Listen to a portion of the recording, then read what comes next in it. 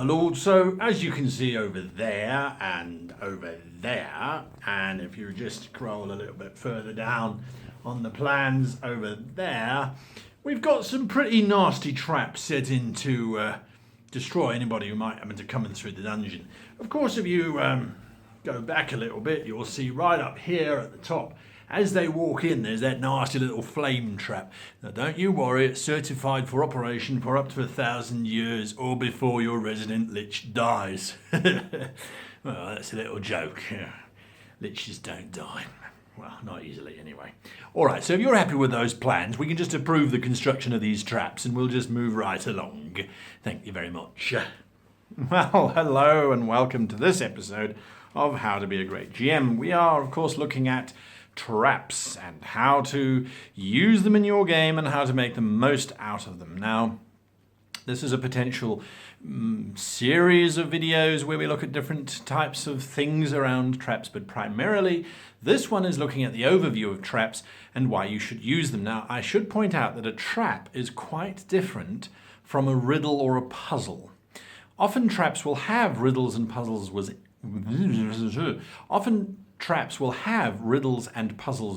them, but generally speaking, a trap is about getting the player's characters into a situation that they need to get out of in some way before it kills them, ejects them, exterminates them, erases their memories, eats all of their armor, whatever the case might be. So the idea here is looking into what constitutes viable, useful traps. And it's not looking at specific traps either. There are hundreds of websites out there who are dedicated to offering you 101 useful traps and all the like. No, we are looking specifically at how to apply it.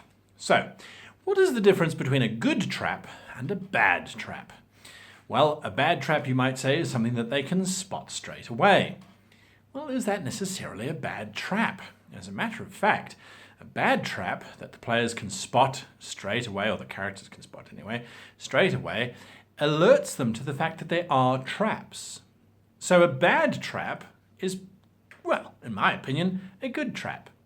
A bad trap is, in my opinion, a trap that is supposedly there to entice, engage, and tell a good story for the players, and falls flat because the players can't figure out how to solve it.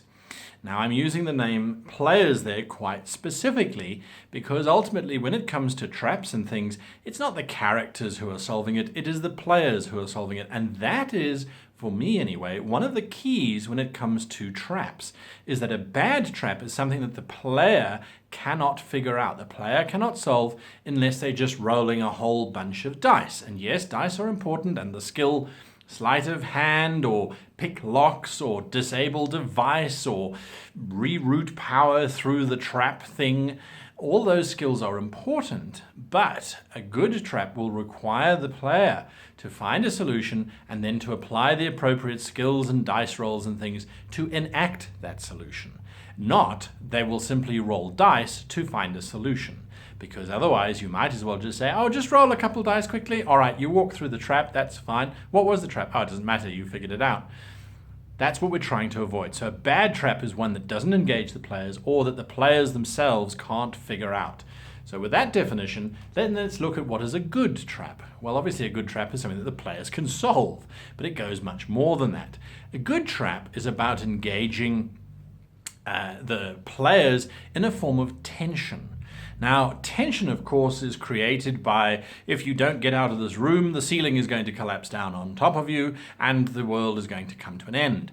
Or if you don't get out of the room, acid is going to fill up and dissolve all of your equipment.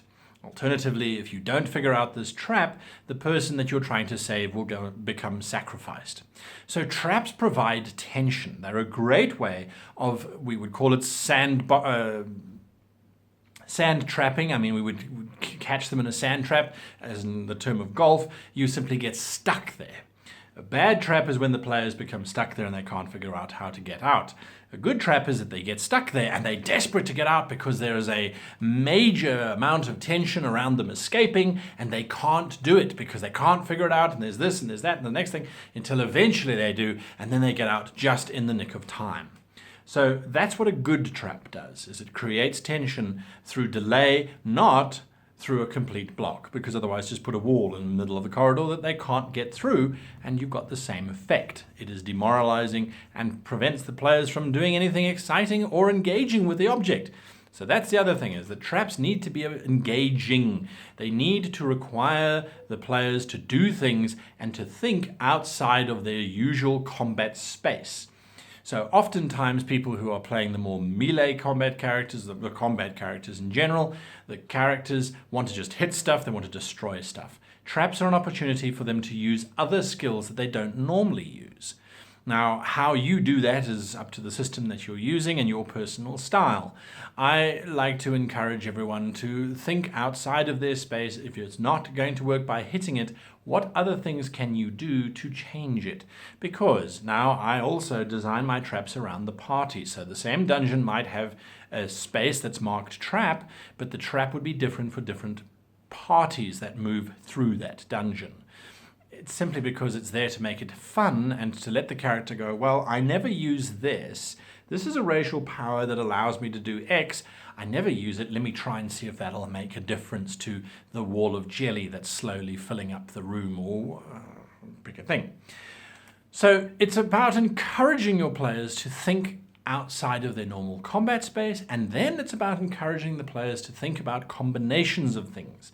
Sometimes a trap might require that one player stands in that corner, one player stands in that corner, and the other player stands in the middle, and they all chant together to create a resonant harmonic frequency, which has been determined through the use of, say, history or arcana, or the sciences, or music, or performance, depending on what skills are available to your characters to try and figure this out.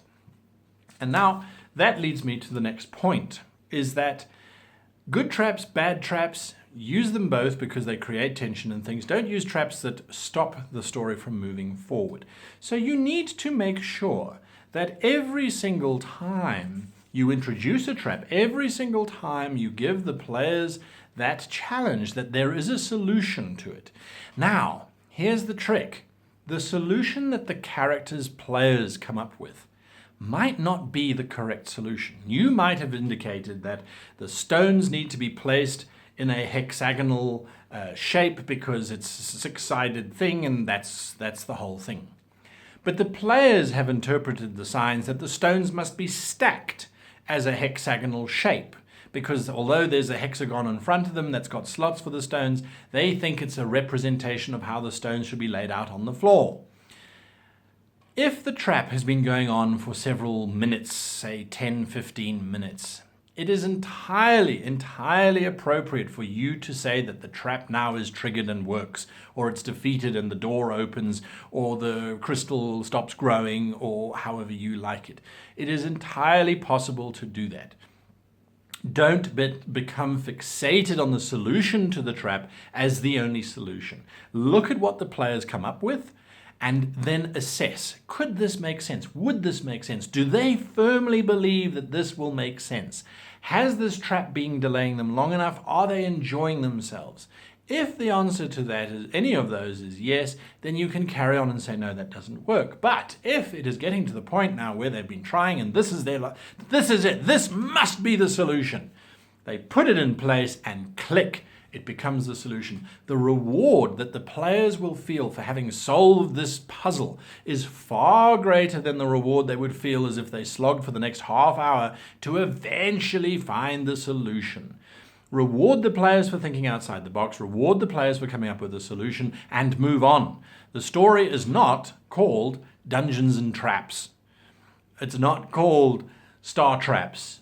It is a story that features these things. So they shouldn't be a major thing. And if it's taking longer than that, then just don't do it. And whatever you do, for the love of the maker, if your players have decided that their characters are going into a dungeon which you have given them plenty of indication is above their pay grade, it's simply designed to be higher level than what they are. Do not put them in a situation where they have a trap that they simply cannot solve because the difficulty setting that you've given it is 30 and there's no way they can roll 30. Don't do that, and then when they all die and they go, but why did we die? Well, because I told you that dungeon was too high a level. Is that really a fun solution to a trap story? Oh, we all died. Why'd you all die? Oh, because our characters went high enough level. That really doesn't sound to me like a great role-playing experience. That simply sounds like a GM going, well, I didn't want them to go in there and they went in anyway, so I killed them all. Traps should be dynamic. Only you know what that trap should be, because you designed the trap. So by creating a trap that is too difficult for your players, it's just you saying, I don't want you people to get through here, period. And I couldn't be asked to try and make the story better for you or more engaging for you. Throw in an NPC who comes running out, warning them of the dangers. Have a rock fall that prevents them from moving forward if you really don't want them to go into that dungeon. But the more you tell players no, the more they'll try and do it. Trust me, this is something that they do. So bear that in mind and make your traps fun and entertaining rather than negative and sort of basically just wall blocks. Now, the idea of using skills and things within the traps, it depends on the trap. And some traps are purely trigger traps. So they step into a magic circle and anything inside the circle is safe. Everything outside the circle takes damage. They open up a door, they step through the door seals and it's an airlock, and anyone who stepped in and applied enough pressure to the weight of the room causes the room to eject. There are simple traps and then there are more complex traps. Complex traps requiring a whole lot of solutions and things where there's a timer or there's something that's going to happen over a period of time. Those are the more complicated ones. Those are the ones that you want to have maybe one or two of in an entire session. I wouldn't have more than that because it is taxing and it's rather demanding on the players and it does kind of slow the story down. So unless they're in a house of horrors, it should be simple solutions. Now, your players might like solving traps, in which case go ahead, throw in many, many more. But I would have a lot of simple traps which creates tension, so they've got to look out for pressure plates, they've got to look out for sensors, for light beams, they've got to look out for runes carved onto the walls, that kind of thing which just has a mechanical trigger and causes something to happen. And then you have your centerpiece trap, your main trap, which will keep them busy for a while. But once they've passed that trap, once they're done with it, then they can move on. And they don't need to face another major trap. Because unless it is literally a trap dungeon and the objective is to see if they can get through to the other side, you really don't need to have that many of them. It is a punctuation mark point, it is an exclamation mark, it is a point of the story where they're like, well, remember when we had that trap and we didn't know how to get through it and we were so nervous and we had to do this and we had to do that. Oh, and then the paladin had to use his sword to wedge it into the statue to make it da-da-da-da. That's the conversation that you want to have around your table after the game. Not, okay, so we have to come back next week and we're only halfway through all the traps in the dungeon. Cool. If you throw in too many, they simply become this great big mess of solving, and don't do it. Lots of little simple traps, one major trap, that's my advice. And so there we are. Now, if we want to explore traps further, if you want to look at more specific things, and there are many, many, many more things one can look into traps, let me know by commenting below. Otherwise, hit that like button, hit the subscribe button if you want to join us. And of course, there's always our Patreon site where we use your generous donations and things to the channel to drive the channel forward in different directions, such as the upcoming USA tour. Information is going to be coming out this week to stores all around the western seaboard of the USA and a little bit further inland. We'll have a big announcement on that coming up.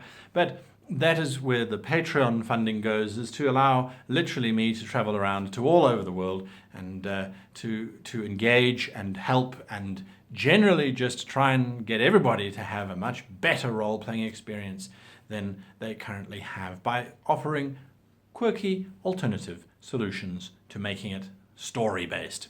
Until next time, whatever your choice, thank you for watching and happy gaming.